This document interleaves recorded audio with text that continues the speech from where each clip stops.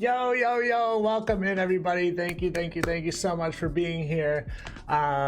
We are starting the stream off with a very special Meet the Community interview.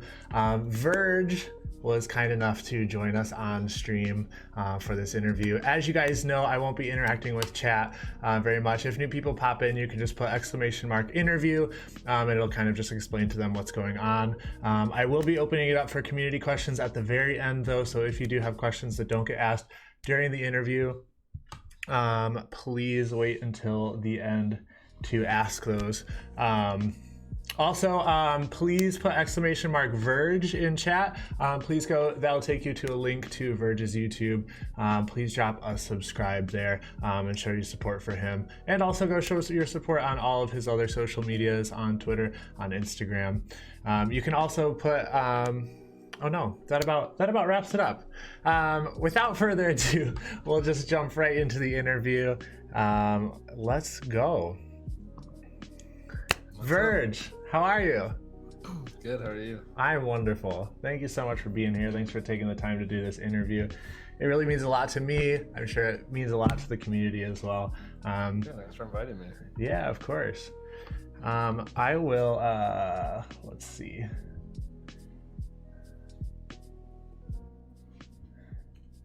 Let's load up the game and we'll just get right into the questions. Okay.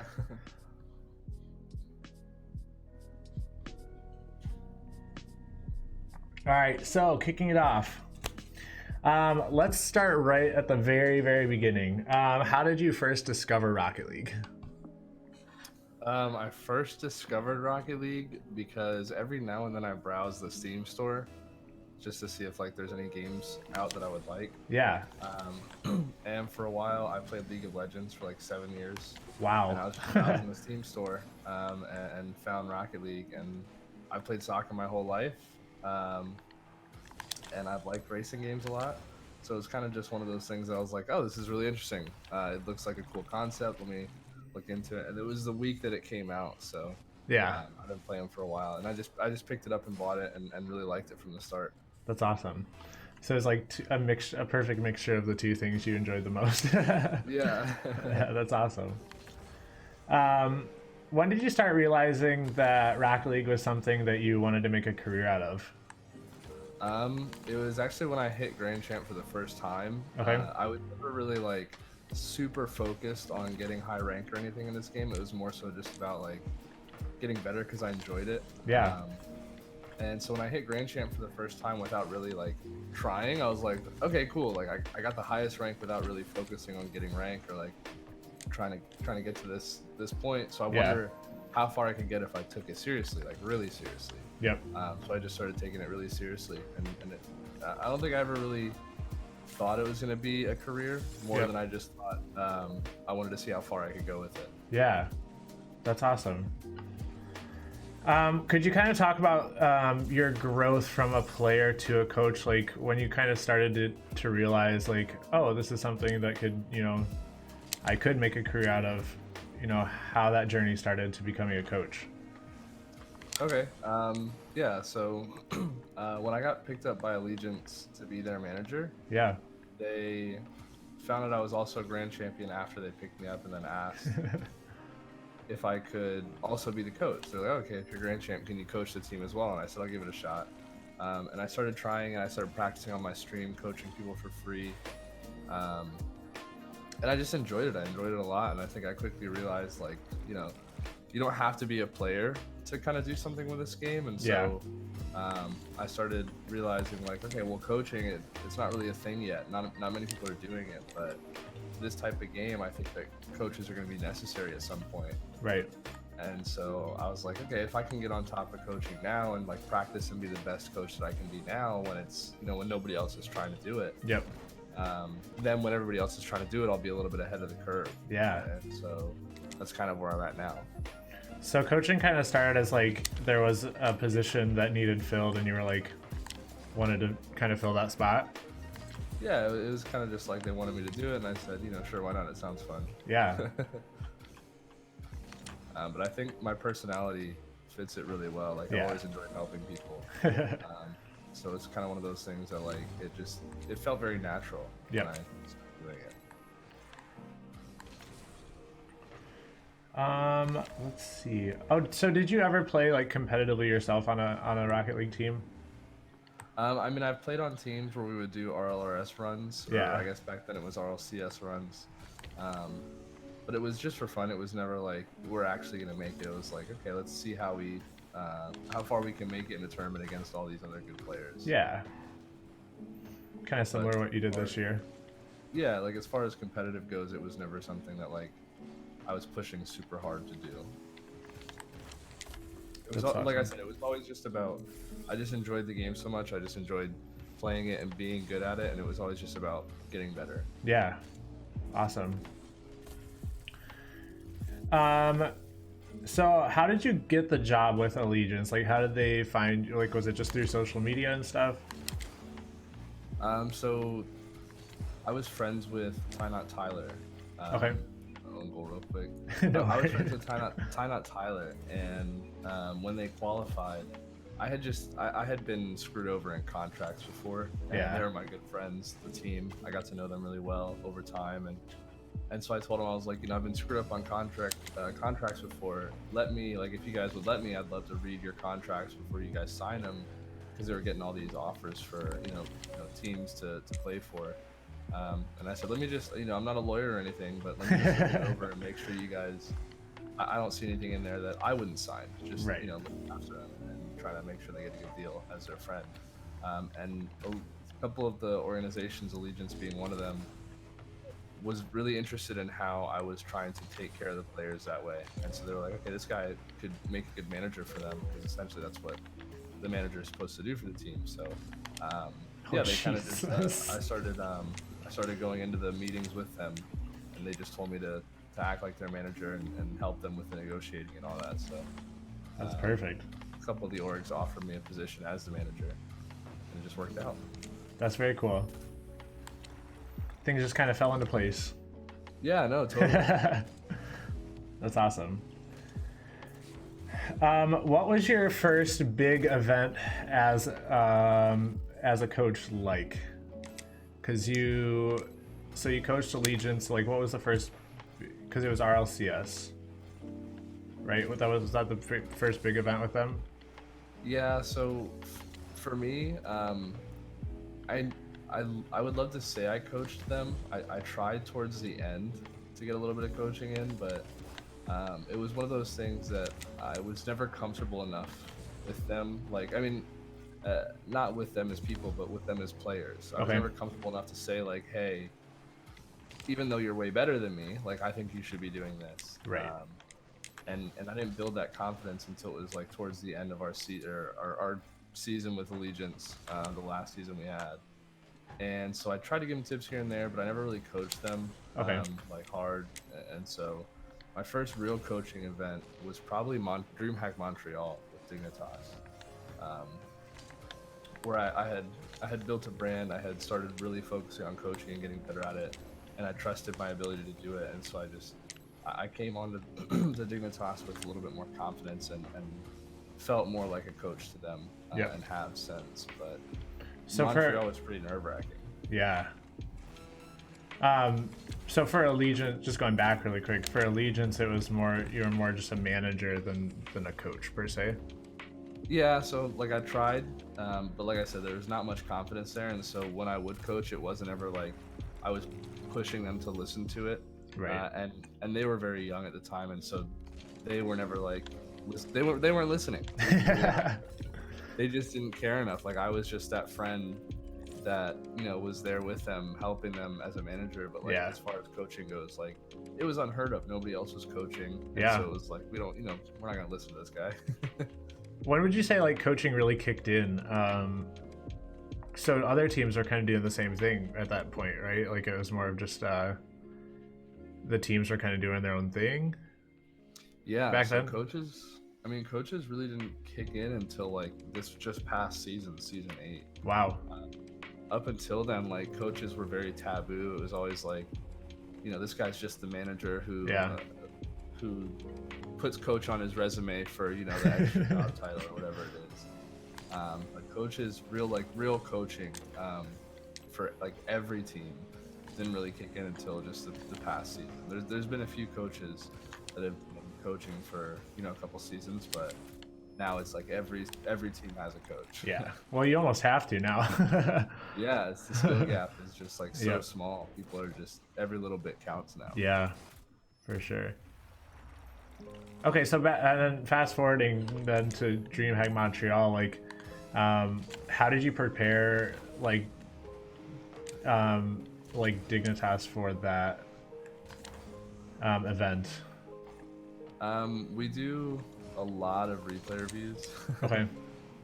That's kind of like the main thing that we'll go over and just like figure out what's going wrong, what's going right, how to keep doing what's right, how to stop doing what's wrong. Yep. But we spend a lot of time like learning what a good play style is for us and how we can maintain pressure on offense and not really play much defense. And I don't know, we just went over that and scrimmed and practiced it. And, and it just started to click, and I mean, over time it's gotten much better every day. But back then I feel like we're a completely different team then than we are now. Yeah. It's just all hard work. Like it's just a ton of hours going into the game and learning what we can do better with. Yep. Now, do you guys do replay reviews for each team, or is it more like game by game? I'm sorry, what do you mean? Like, do you analyze like each team differently, or is it more like on a game by game basis?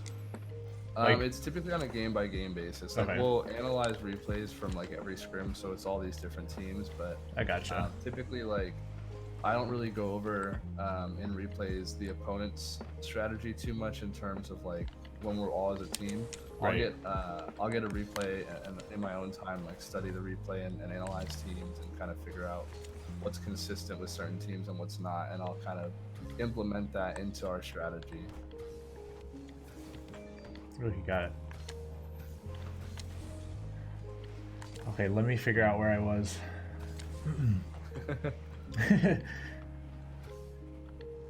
Can you remind me, what was the... No. Yeah, it's like playing and talking is surprisingly very difficult. What was the outcome of the first of DreamHack Montreal? I for you think guys? we placed top 8 was like the final placement. What would you say was like the biggest thing you learned from that experience, as a team, that you wanted to improve going into the next season? I think the biggest thing that I learned is that a lot of it's all just a decision, like a mental decision. We did not perform our best on the last day, and it wasn't, it wasn't for any other reason than we kind of weren't mentally in the mindset of like we're winning, we're here to win. It was more so of like we're here, we're trying to win, we're playing to win, but we're gonna do how we do. And I think that it was important. And I learned that it was important that I keep them in that right mindset of we're here to win the entire time that we're there. Right. That way we focus on making sure we play like we're there to win. Ooh, spicy. We made him leave. Yeah, he was not happy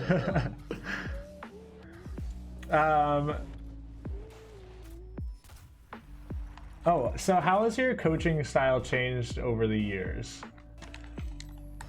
Would you say have there been like major changes? I wouldn't say there are major changes, but I would definitely say that there's like been slow and steady change the whole time. Yeah. I think my coaching style has gotten more, I don't want to say aggressive like in a bad way, but like aggressive in the sense of like I've gotten so much more confident that I'm very, very confident in telling somebody something that I think is the problem or how to fix it, and being very open about it. Yep. And I think just it's gotten more strategic just because I've gotten better at doing my job and I've gotten better at the game since then. I've just got more understanding every day of the game. So yeah, I feel like a coaching style would change also depending on sorry. Coaching styles have changed definitely too. I'd say probably just because the game's changing. You have the teams are playing more aggressively and the style of the speed of gameplay has increased and stuff.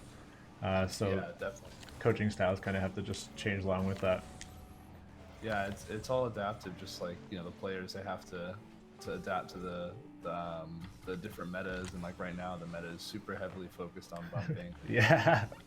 And so it's like not like to the point where we're sitting here saying like look for a bump every 2 seconds or something like that, or like look to dodge a bump every time they're in our side or anything. But it's definitely like make sure that you're looking for bumps when it's efficient. Make sure that you're watching out for bumps when it looks like they can get them, and stuff like that. So it's all just like mainly just focused on team building though. That's like the biggest thing for my style at least, is like we have to play like a team or there's no point in being a team.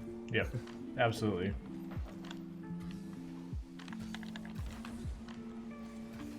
Oof.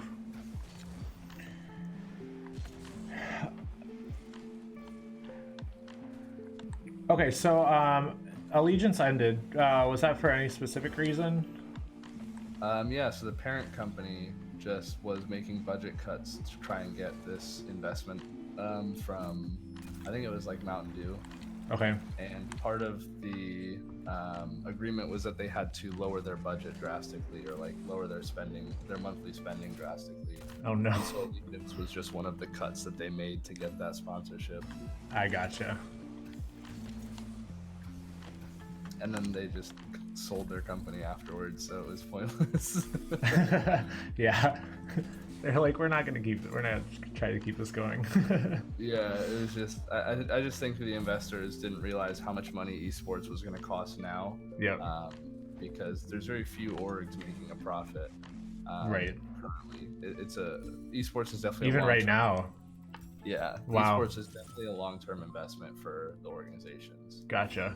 And I think the investors were not aware of how long-term it was or how much it was going to cost them while it wasn't making them money. Would you say is that starting to improve, for orgs and stuff? Yeah, I mean, definitely. I think Fortnite kind of set a standard that was like, games can really be worth millions and millions of dollars in competition. And I think that's going to start shifting how much money is available for these games and for these players competing in these games, and organizations obviously as well. That's good to see. Step in and make Rocket League like a $10 million prize pool. It just has to happen. Yeah. Also, I feel like there's definitely been like steady growth in the game. Yeah. Like even this year at Worlds, you could see like the game's definitely like more popular this year than it was. It's just every season gets better and better. Yep. Whoops. So you had some downtime between Allegiance and Dignitas. What was your mindset during that time, and were you actively looking for a different coaching position? Okay, so when Allegiance shut down, I mean, I was broken. Like it hurt. Yeah. I was like, I thought it was such a dream job for me.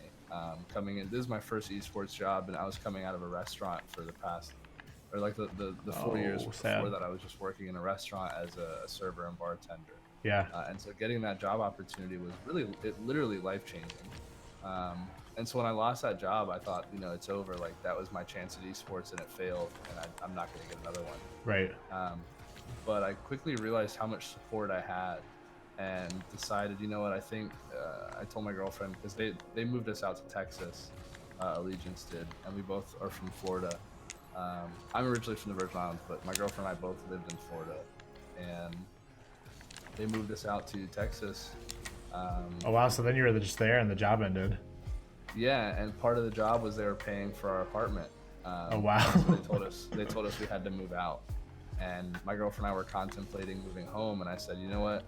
I mean, we both really liked it here, and I said, you know what? I think that I think I can make a career out of this. Like I told my girlfriend, it's risky. It's gonna take a lot of effort. It's gonna take a lot of time for me, but I think that I can really make it work living here, and we can get an apartment here, and I think that I can continue coaching like on Gamers Ready. And it'll pay the bills. And I was selling my time, and it was selling out, and it just kept, every month I was selling more and more time, and it was just getting better and better. And so we decided to stay. And my mindset was like, even though I'm not in an RLCS team right now, I'm going to keep putting hours into coaching and keep getting better at it, and eventually coaching is going to be big. Like, I know it is. I know it's going to be something that is needed for teams, and I know that if I keep practicing, that I can stay one of the best. And so it's just a mindset of like, if I keep working really, really hard at it, and just make sure that I keep my head down and I'm focused on what I need to do, that I think I can make it back. And I was actively looking to get back into the RLCS the whole time. I applied for the first time Dignitas was looking for a coach, back when they hired Snasky. And when they hired him, I had reached out before they announced him, and asked, like, I was like, I haven't heard anything. I applied, and I was just wondering if you guys had, picked somebody and just haven't announced it yet, or what's going on. I'm just curious. And they said, hey, yeah, we picked somebody. Unfortunately, it wasn't you. We haven't announced it yet, but you were a very close second. And I was like, oh, okay, cool. So that's good to know that I was, like, at least considered highly. Yeah. And so when they picked up Snasky, I was like, okay, that's, I don't really take that much offense to coming second place to somebody who has been a professional before. Absolutely. So it makes sense. It was kind of actually like a compliment. It was right. like, okay, I was close to this guy. And so when he announced that he was moving to Complexity, literally like 30 minutes after they tweeted out the announcement, I messaged Dignitas and I said, hey, are you guys still looking for a coach to fill his position? And they said, yeah. And so they gave me a tryout, and during the tryout, they just, the first day, it was supposed to be a 3-day tryout, but during the first day of the tryout, they were like, yeah, we want it. So it was like a really, really good feeling. It was super relieving. It was kind of emotional, like getting that position, because it was kind of like the moment that I proved to myself that everything that I had done for the past year was worth it. Yep. That's very cool. So again, like, things just, if you had moved back home and stuff, like, was it good that you were in Texas when that happened, or you just didn't want to take the time to move back? I think being in Texas is what pushed me so hard to continue, because I'm still doing it, but I was, all last year I was working like 70, 80-hour weeks. Yep. To try and push myself, because I had rent to meet and we didn't have family nearby to help us out if anything went wrong. And so it's just like, if I don't get a handle of our situation, there's nobody here to do it for me. So it's just that fact of like being out of your comfort zone. That's what, absolutely. And I think that's important. Like, I think that's a very important thing to do, is constantly keep yourself out of your comfort zone, if you're trying to improve who you are, because you're not going to get better at something when you're comfortable. It's natural. If you're comfortable, you don't want to change. Right. And that's definitely what pushed me to make a lot of changes that were necessary to get where I am, was knowing that I had, like, the option of failing was not an option.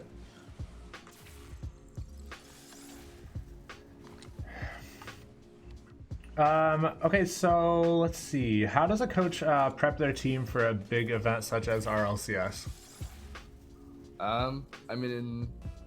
It's like I said, it's a lot of replays. Like, it's a lot of analysis, a lot of time spent just going over the things that are wrong and the things that are right.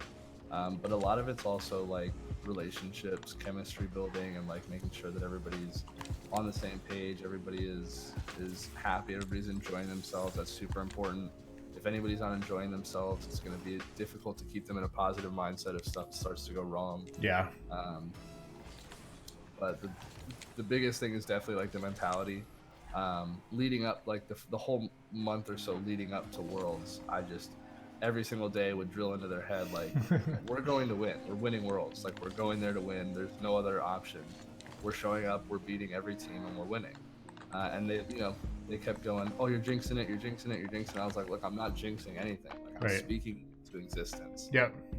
If we tell ourselves we're going there to win, we're going to prepare like we're going there to win. We're going to show up and we're going to play like we're there to win. And so it was just like super important to me that they were in that mindset of, we're showing up at Worlds just to win, and that's the only reason. Yeah. So going into this recent RLCS, like the Worlds, what was your main thing to focus on as a team that you were really pushing? I mean, I guess you kind of just covered it as far as like, that mindset. Was there anything else, or was that kind of the big thing that you were pushing? I mean, that was one of the main big things, and then the other thing is just, I mean, everybody has seen it. Now, our style of play is more of like a team passing style, and that's like something that I was super like strict on. I mean, and Panda, he's always been that style of player anyway, and he's been pushing it as well. Yeah. But I guess being their coach, they had to listen to me. Yeah. I've been pushing that style on them as hard as I can, and I think that it's the best way to play Rocket League. And we prepared super hard. We do a lot of stuff centered around playing like a team, passing like a team, in terms of like drills and you know, private match stuff. And yep. There's so much time that goes into building an understanding of where your teammate's going to be and how they think, that we focused really heavily on to be that team that we were at Worlds. Ooh, banger. It's a banger, yeah. How much so you guys do like a lot of like private match, like just passing back and forth to each other and just like figuring out how each other plays? Yeah, I mean, I don't want to give away too much. No, of course.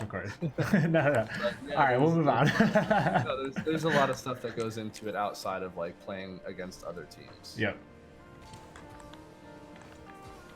Oh, I thought he was gonna hit that.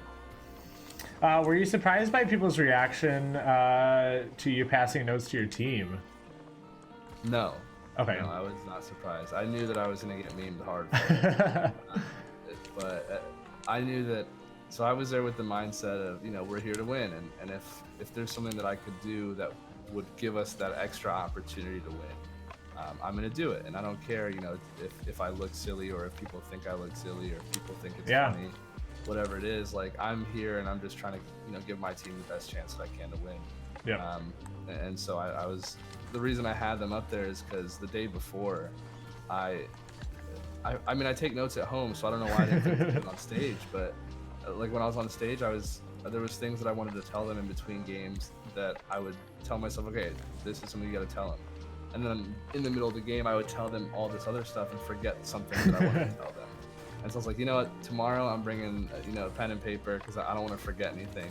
Because there was so many, okay. I'll just sit back. There were so many things that I would notice that like the next game, I was like, oh, if I that's the one thing I wanted to tell them, they're doing it again. Yeah. And, you know, now I can't say anything. I have to wait till after the game. And maybe I could have said it last game and they wouldn't be doing it.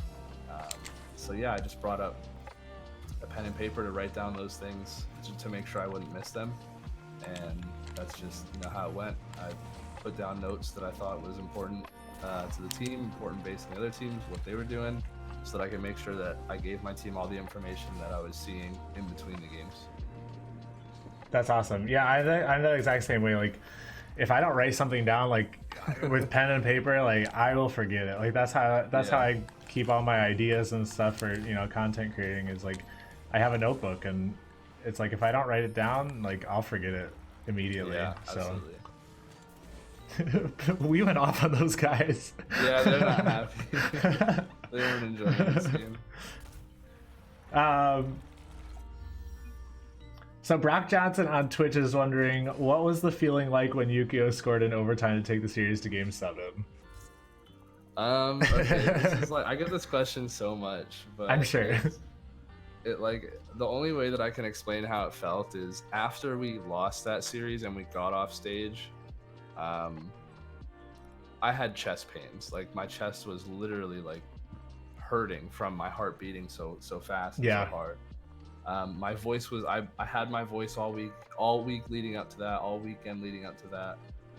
And right after he scored that goal, I screamed so loud that I lost my voice just from him scoring that goal.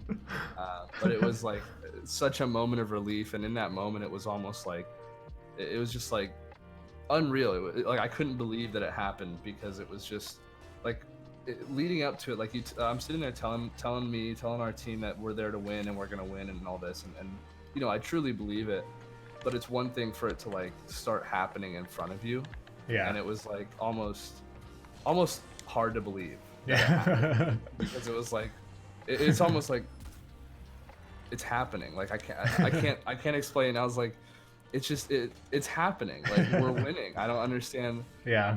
It's all just falling into place, and I don't know why. Yeah. Obviously, now that we're past that, we lost, but in the moment, it was almost just like I could not believe that we're looking like we're gonna win this whole thing. Right. Man. Yeah, I haven't even been to a LAN yet, like in the audience, so I can't imagine. Like, I know. No, for sure. So I don't even know like what it's like being in the audience for something like that, but I can't imagine like being on stage. Yeah, it was definitely an unreal feeling, like having the crowd behind us and like just hearing Dignitas. Yeah. Like, every time it got remotely quiet on stage in our comms or whatever, it was just, and the whole time, even if we couldn't hear the audience, we could feel the audience. Yeah. So it's really cool feeling. Yeah. In what ways do you think coaches being allowed on stage has improved or changed the game? I think that it has made a huge impact. What was really the holdup with that? Like, because they weren't for a while. In terms of like seasons, or in terms of this season, like when we weren't allowed to have headsets on the first day? Oh, you know what? That might have just been because I wasn't aware that there weren't even coaches back a few seasons back. So yeah, I mean, like I said, the coaching thing has kind of been a newer trend. Yeah. But back then, like, I was taking coaching seriously, and I was trying to do my job, and there were others doing it too. Like, there was Fireworks on Evil Geniuses is like the most notable coach I could think of for back then. And just the reason we weren't allowed on stage, or like allowed or kind of accepted by the competitive community quite yet, is because like I said, a lot of the coaches just put coach in their job description as the manager because they wanted another reason for the org to be able to pay them full time. I gotcha. Whatever it is. So, and I think Psyonix was aware of that, and Psyonix knew that coaches weren't actually coaching. So they weren't gonna like let this random person just be on stage. Right. So it was like, this person's not really actually coaching. It's all the players. We're not gonna like sit here and make it look like they're coaching. We're not gonna make it seem like they're doing something they're not. Yeah, that makes sense. But I think now that coaches have started to do their jobs, and it's becoming very clear that coaches have an impact, I think Psyonix is now realizing, okay, well, if every team's gonna have a serious coach, then let's let them be a part of the competition. But yeah, I think it definitely changes the environment completely, because as a player, it's really difficult to tell your teammates like, hey, I think this is what we need to fix while we're losing.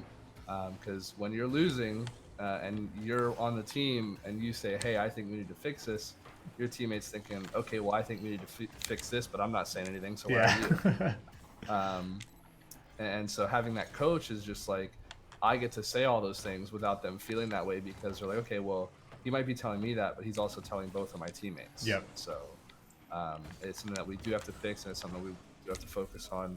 Yeah. And then there's that mindset of like, in Rocket League, momentum is super, super prevalent. Yep. If you go down, like, for example, our regionals, when we went down 3-0 against Barcelona, like the mood and the energy in the call that we were in was just so low. Yep. And I could tell that it was just like they were just waiting to lose the next game so that they could get off. And I was just like, as a player, it's hard to tell yourself you can still win. Yep. You're down like that, and so I think that they were in the mindset of just like, all right, let's hurry up and get this next game over with. We've already lost it. Yep. And having that coach there, like I was, to say like, why are we acting like we can't come back? Because we can't. Yeah. And I think it kind of made them realize like, oh, okay, we can come back. I didn't think of that.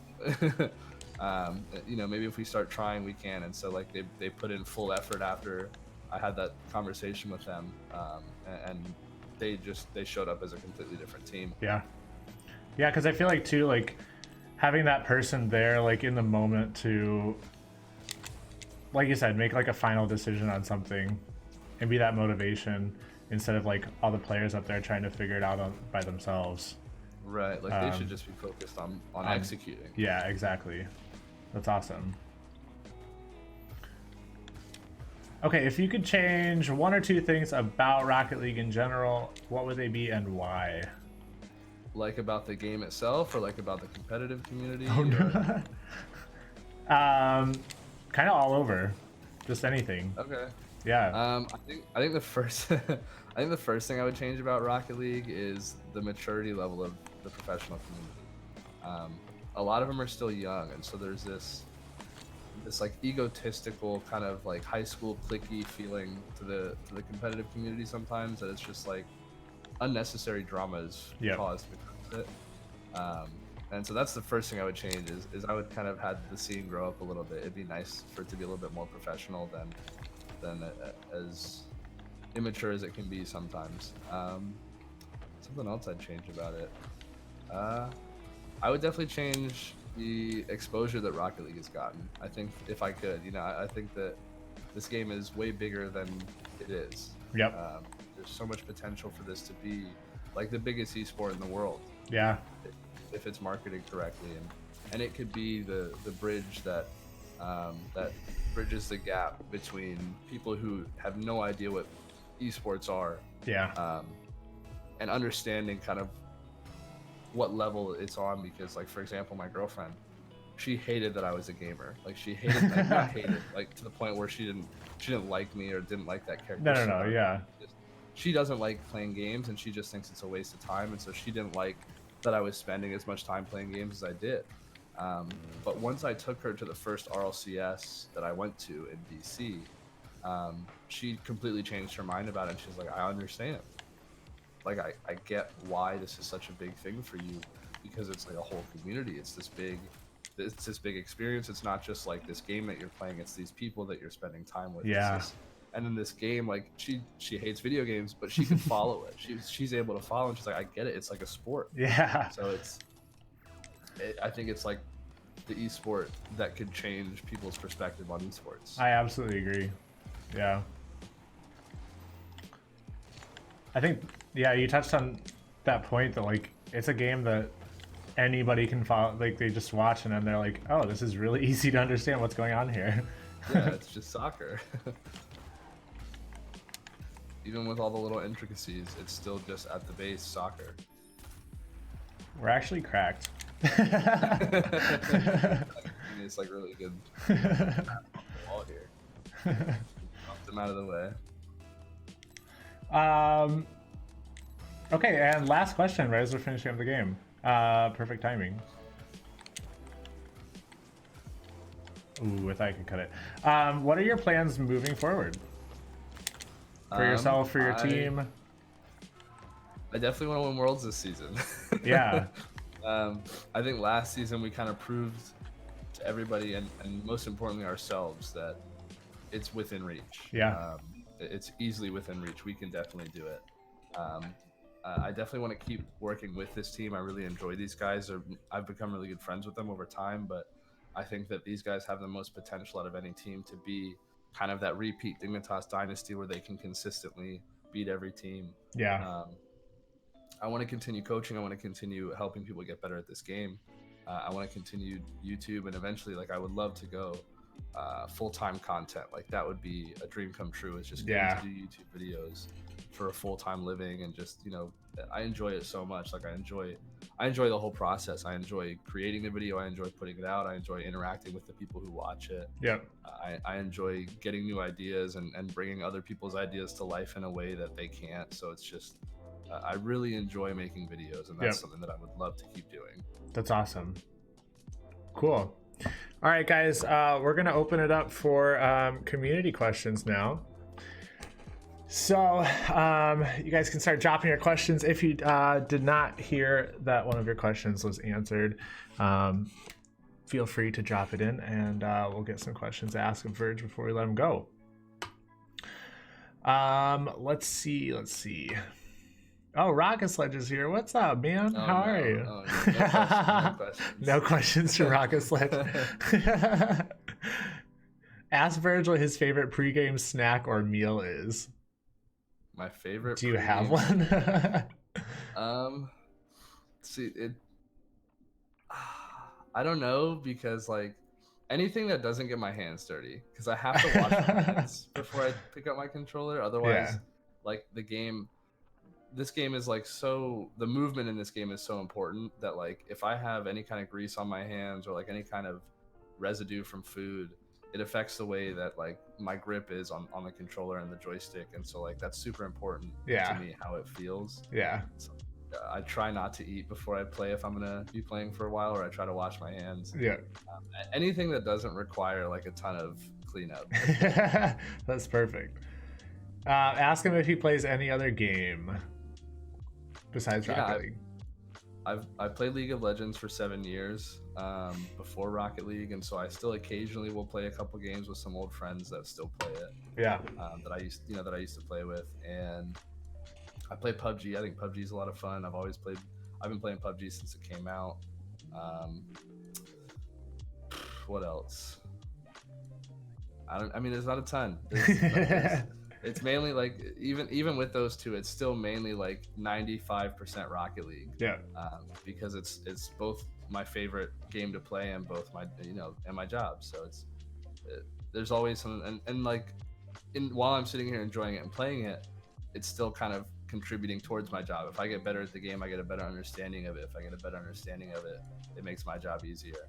Or I can do more with my job. So I mean, 95. If you look at my hours, like I probably have like 150 hours in the past 2 weeks, just because work. It's all just editing or studying replays or like watching scrims or just hours in free play trying to find something new that the team could use. Whatever it is, like I'm usually just sitting here on Rocket League trying to make a better career for myself. IQ is asking favorite player that's not on Dig. My favorite player Garrett G. I've always been a big fan of Garrett G. The way that he plays, the way he acts as well. He's a really nice guy. He's super humble, but it's just he's a player that I've always really looked up to because I've always been a firm believer in smarts of the game and like having a good game sense and having a good understanding of the game, not just good mechanics. And he's been a player that has been consistently smart since the beginning of his career, and so it was just somebody that I've always watched and kind of tried to emulate the decisions that he makes. Flash Force 4000 is asking how much of your week is. I don't have any more white octanes to give you. He won a giveaway of mine for a white octane, and he actually gave it to his buddy. So that was that's nice. How much of your week is dedicated to coaching? The whole thing, usually. The whole weekend. The whole week. I'm typically working 7 days a week coaching. Wow. Yeah, like I said, I've been working 70, 80 hour weeks for the past year, and that's just a combination of coaching people every day, coaching a team every day, and doing content every day. It's a time-consuming process. I would say it shows. Like 85 to 90% of my week is dedicated to coaching. Chad asked, "Hi Trauma, hi Chad. Why won't your mom follow me back on Twitter?" Is that Sledge? He said, "Not a joke. I'm one of her 7 followers." All right, he'll get on that, Sledge. She recently made a Twitter. She's been following me on Twitter and commenting on my stuff. Like I'll make a couple jokes and she'll contribute to it. Like I said something about Cassio and Freaky tweeted about how they're excited to have Mystic on as their coach again, and like they're excited for the season with him. And I quoted and I said Astral and Panda, because the three of us, we like to banter a lot. So I said, how come you guys don't treat me this nice? And my mom thought I was serious, and she replied and she said, y'all better tighten up.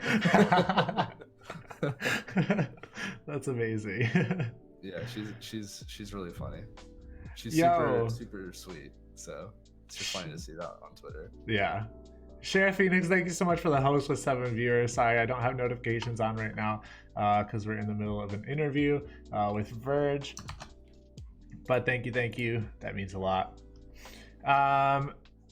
Let's see. Any last questions? Dustbuster, Virge, in Sledge's most recent video, I noticed that he carried you in the match. Was his excellent gameplay worth your money spent? I mean, I guess if you consider... missing an open net and then missing a free save and us losing, getting carried, then absolutely I got carried. Oh, shots fired. Virge, if you didn't do gaming or streaming, what did you have as a career or job?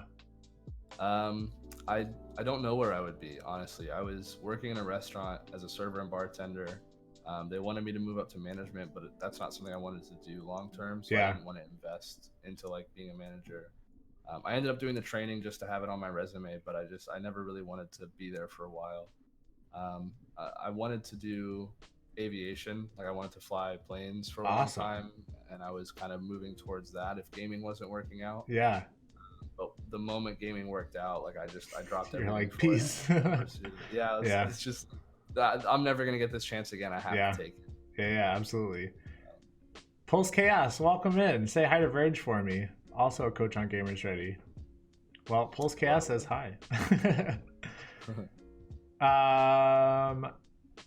All right, guys, I think that looks like it's it for questions. IQ just kind of said, kind of dump any tips to get from low GC to 1600 plus.